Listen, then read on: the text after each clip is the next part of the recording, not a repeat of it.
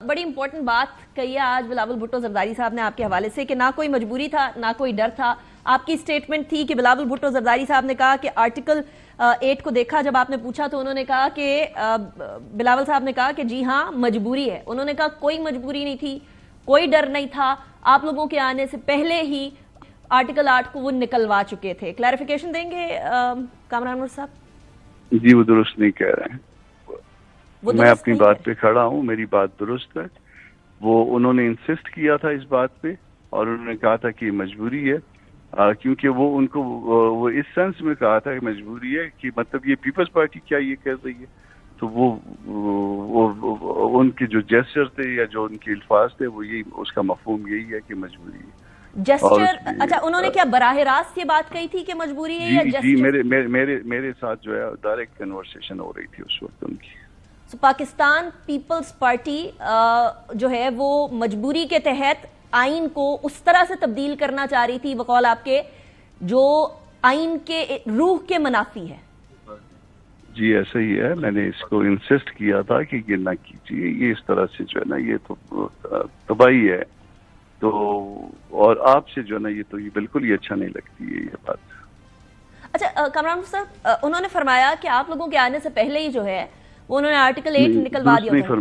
दुरुस्त नहीं फरमा रहे हैं। वो दूसरे दिन जब कमेटी का इजलास था, स्पेशल कमेटी का, उस कमेटी के इजलास के दौरान जो है वो उन्होंने कहा कि जी वो हमने रिमूव कर दिया। तो मुलाकात तो मौलाना साहब से पहले एक दिन पहले हुई है, यानी एक रात पहले हुई है 3 बजे के लगभग। और वो इसके ऊपर मौलाना को कायल करने आए थे। फिर उसके बाद मेरी मुलाकात उनके साथ दोपहर 2 बजे भी हुई है। उस आगे जो अगला दिन था उसमें भी जो है ना ये उन्होंने नहीं कहा।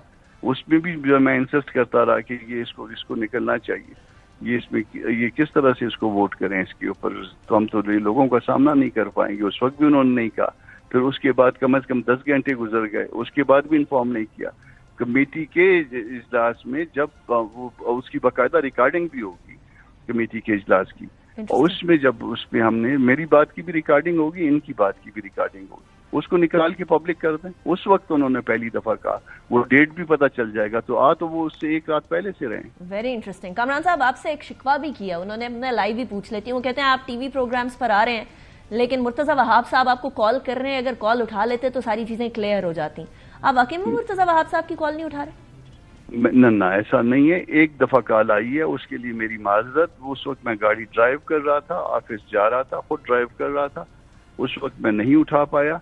जब मैं ऑफिस में गया हूं तो क्लाइंट्स का रश था, फिर ये साथ टीवी का जो है वो टीवी वाले शुरू हो गए तो रात लेट हो गया। उनकी दोबारा कोई कॉल नहीं आई। फिर मैंने मुनासिब नहीं समझा कि इसमें दोबारा उनको जो है ना वो मैं तकलीफ दूं। अगर वो उनका ये शिकवा है, मैं उनको 10 दफा कॉल करने के लिए तैयार हूँ। मुर्तजा मेरा छोटा भाई है, मगर जो फैक्चुअल पोजीशन है वो इसी तरह से जो मैं कह रहा हूँ। वैसे मुर्तजा वहाब साहब बाय द वे फोन पर अवेलेबल हैं, ये तो मैं आपको बता सकती हूँ खुद भी। तो क्या आप अभी प्रोग्राम के बाद मुर्तजा वहाब साहब से राब्ता करेंगे कामरान मुर्तजा साहब? मैं फोन कर लेता हूं उनको, मुझे कोई प्रॉब्लम नहीं है। या वो फोन कर ले, मैं फोन उनका रिसीव कर लूंगा, ये ज्यादा मुनासिब हो जाएगा। क्योंकि इस वक्त तो नाराजगी वो शो कर रहे हैं और इस बात पे शो कर रहे हैं कि जिसमें जो है मैं दुरुस्त हूँ। अच्छा, उन्होंने ये भी फरमाया कि 2 दिन का वक्त आपने मांगा था और 2 दिन का वक्त खत्म होने को आ गया। अब क्या मामला? नहीं, ये बात बिल्कुल गलत है, ऐसा नहीं है। ये जब दूसरे दिन वो आए हैं तो उन्होंने, बिलावल ने ये प्रपोज किया कि हम और JUI ये दोनों मिल के जो है ना एक नया मुसवदा जो है ना ये ड्राफ्ट का बनाएं और उसको जो है ना वो टेबल करें। तो मैंने उनको अर्ज की थी कि आप ऐसे करें, आप अपना बना लें मुसवदा, हम अपना बना लेंगे, आप मुझसे शेयर कर लें और उसके जवाब में मैं आपसे शेयर कर लूंगा। उनकी तरफ से कोई मुसवदा नहीं आया। ये है फैक्चुअल पोजीशन। सो डिले आपकी तरफ से नहीं है, डिले पीपल्स पार्टी की तरफ से है? पीपल्स पार्टी की तरफ से है। हमारी तरफ से कोई मुसवदा जो है उस वक्त तक नहीं जाना, क्योंकि हमारा तो प्रॉब्लम नहीं है ये। हमने थोड़ी अमेंडमेंट करवानी है। हम कोई ट्रेजरी में बैठे हुए लोग हैं। अमेंडमेंट तो जो है ना ट्रेजरी में या डायरेक्टली या इनडायरेक्टली जो ट्रेजरी में बैठे हैं उन्होंने अमेंडमेंट करवानी है। अमेंडमेंट आपने ही करवानी है। हाँ, अमेंडमेंट उनको रिक्वायर्ड है। नहीं, लेकिन ट्रेजरी वाले भी और ऑपोजिशन वाले भी करवानी है या नहीं करवानी वो आप लोगों पर मुनहसर है। تو وہ اس لیے شاید توقع کر رہے ہوں گے کہ آپ پہلے اپنا مسودہ تو بھیجیں.